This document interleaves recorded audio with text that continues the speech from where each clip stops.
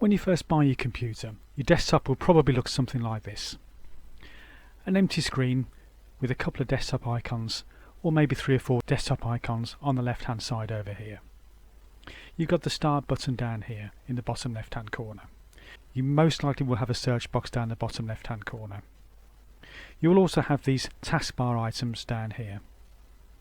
You will also have the date and the time down the bottom right hand corner, and some other symbols just to the left of the date and time over here. But for now we're concerned with the desktop icons. By default, Microsoft Edge will most likely be on your desktop. If it isn't on the desktop over here, it may be down the taskbar down here. All items on the desktop up here can be dragged and put down on the desktop.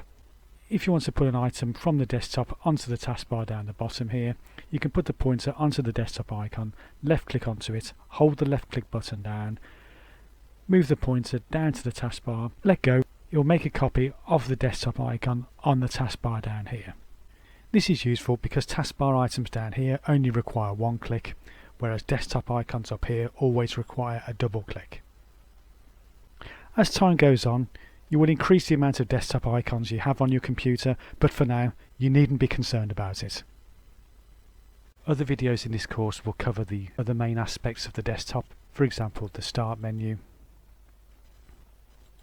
the search box down here, which you can use to search for anything on your computer, the taskbar items down here, which just act as a shortcut for the desktop icons up here.